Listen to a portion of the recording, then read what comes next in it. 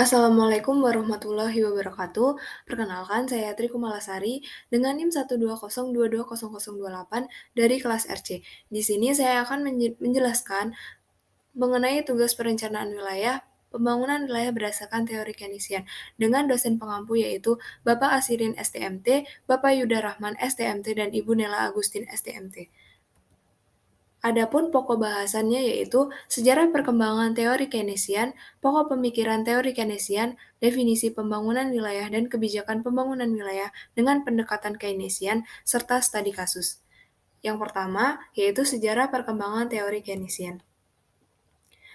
Teori Keynesian atau ekonomi Keynesian dikembangkan oleh John Maynard Keynes, yang pendekatan khasnya berfokus pada sisi permintaan ekonomi dan peran pemerintah dalam meningkatkan dan mengelola permintaan. Ekonomi Keynesian adalah berbagai teori makroekonomi tentang bagaimana dalam jangka pendek dan terutama selama resesi, output atau pendapatan ekonomi suatu wilayah sangat dipengaruhi oleh permintaan agregat, baik dari dalam wilayah maupun dari luar wilayah atau ekspor, serta total pengeluaran dalam perekonomian.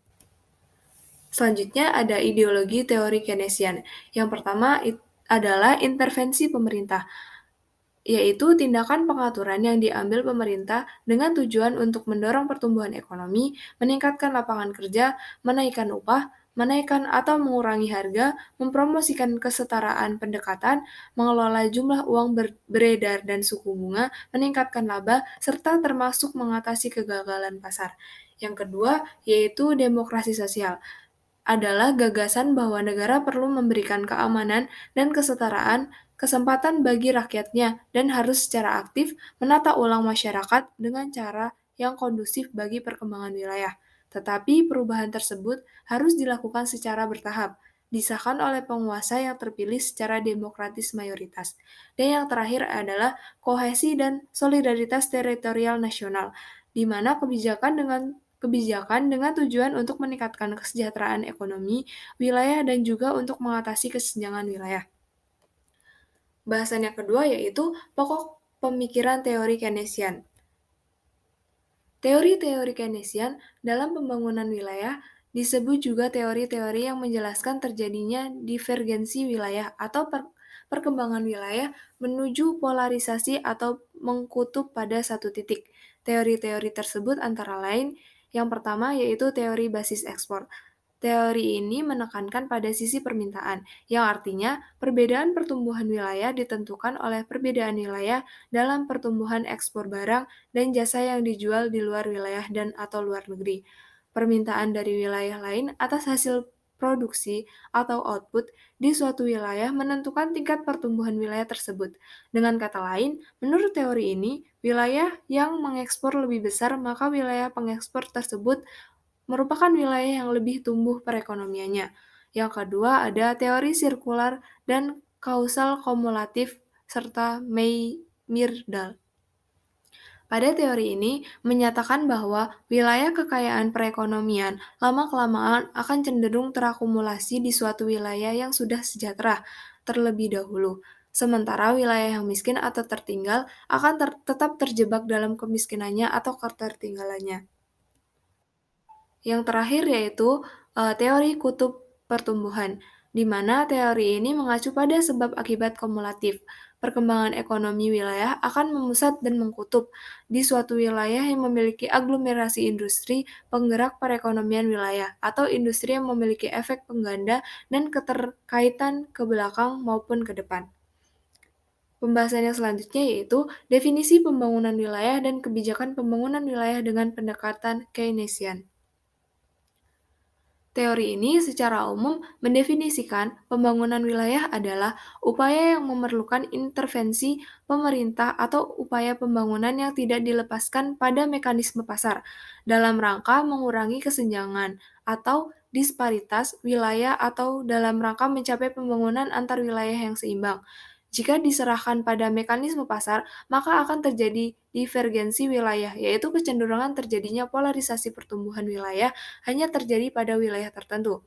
Selanjutnya ada pendekatan untuk memperbaiki wilayah yang tertinggal. Yang pertama ada kebijakan proaktif di tingkat wilayah. Kebijakan proaktif di tingkat wilayah adalah sebuah pendekatan proaktif yang berfokus pada pengatasan masalah sebelum masalah tersebut muncul. Kebijakan proaktif dapat bisa lebih menentang dalam hal kesulitan secara politis untuk mendapatkan persetujuan dari pengambilan keputusan kebijakan untuk berkomitmen mendukung dengan anggaran dan sumber daya yang ada untuk mengatasi masalah yang belum terjadi. Yang kedua ada investasi publik pada infrastruktur.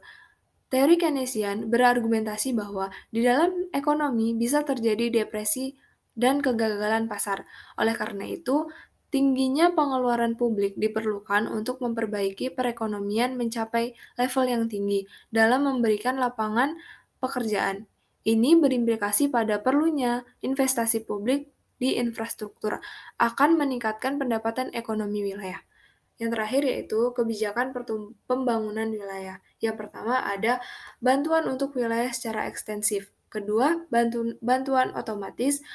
Selanjutnya, desentralisasi kewenangan, pengendalian pembangunan industri, investasi infrastruktur, perencanaan spasial, nasionalisasi industri, pengelolaan kota dan pembangunan kota baru, stimulasi industri yang berorientasi ekspor, inovasi kelembagaan perekonomian, dan yang terakhir yaitu pembangunan kawasan-kawasan industri. Yang terakhir yaitu studi kasus.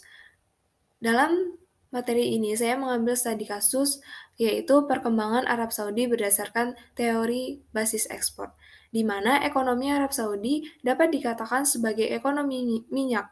Sektor minyak menyumbang 45% dari pendapatan negara, 45% dari PDRB, dan 90% dari penghasilan ekspor. Bahkan sektor perminyakan ini pernah menyumbang 75% dari pendapatan negara.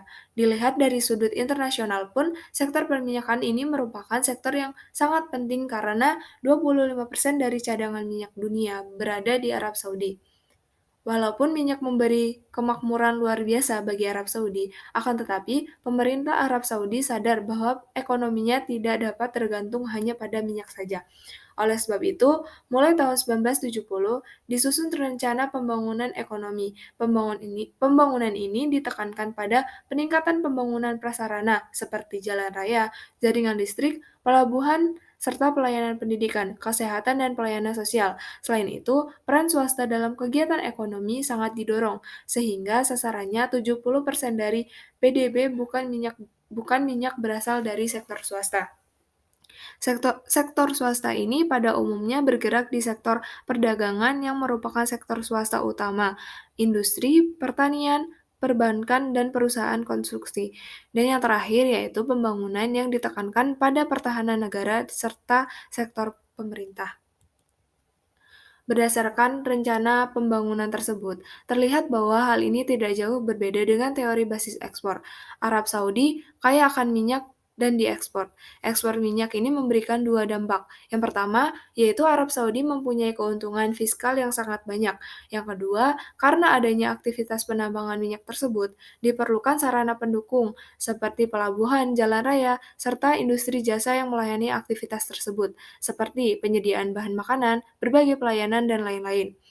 Kebutuhan sarana pendukung ini adalah efek pengganda yang ditimbulkan oleh aktivitas pengembangan, penyulingan, serta pemasaran minyak tersebut. Pemerintah Arab Saudi sangat jeli melihat kemungkinan-kemungkinan efek pengganda dari minyak, dan perkembangan efek pengganda ini didorong oleh investasi pemerintah serta insentif terhadap swasta yang semua terencana dalam rencana pembangunan. Selain tumbuhnya PDB, ekonomi menjadi terdiversifikasi sehingga kontribusi minyak dalam PDB sedikit berkurang. Kesejahteraan serta peran penduduk pribumi dalam ekonomi Arab Saudi juga ditingkatkan terus sehingga usaha dalam pendidikan dan pelatihan, sehingga Arab Saudi tidak lagi terlalu tergantung pada tenaga kerja asing. Sekian yang dapat saya sampaikan, kurang dan lebihnya saya mohon maaf. Saya akhiri. Wassalamualaikum warahmatullahi wabarakatuh.